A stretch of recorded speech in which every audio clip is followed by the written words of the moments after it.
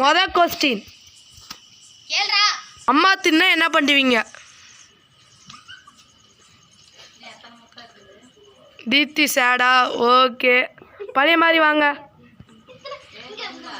Second question, holiday முடிஞ்சு ஸ்கூலுக்கு போகல உங்கள் ரியாக்ஷன் எப்படி இருக்கும்? ஒருத்தர் ஆங்கிரி, இதுக்கு 3ங்களும் ஹாப்பி. ஓகே, தேர்டு கொஸ்டின் கேட்கலாம் வாங்க. கூட இருக்கல எப்படி ஃபீலிங் இருக்கும்?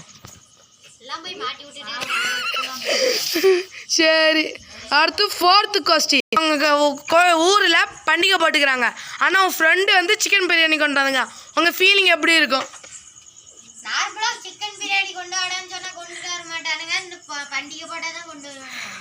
இங்கே 2 பேர் ஹாப்பியாக இருப்பாங்களாம். இல்லை சேடா.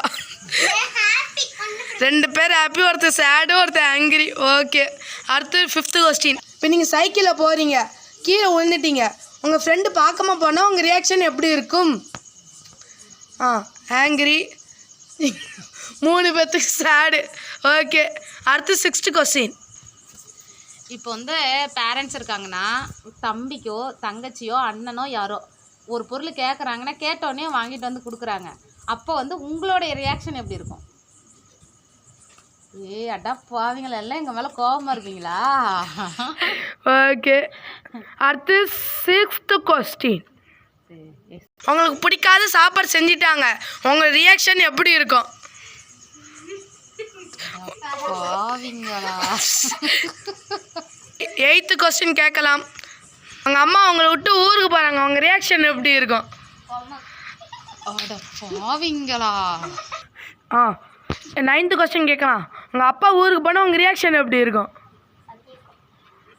ஒருத்தர் விட்டு ஆங்கிரி, ஒருத்தருக்கு சேடு. 2மே ஒரு பக்கம் வருத்தமாக இருக்கும், ஒரு பக்கம் ஜாலியாக இருக்கும்.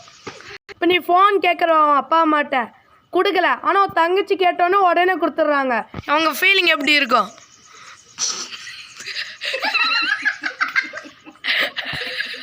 அவனுடைய ரியாக்ஷனே ரியாக்ஷன் தான்.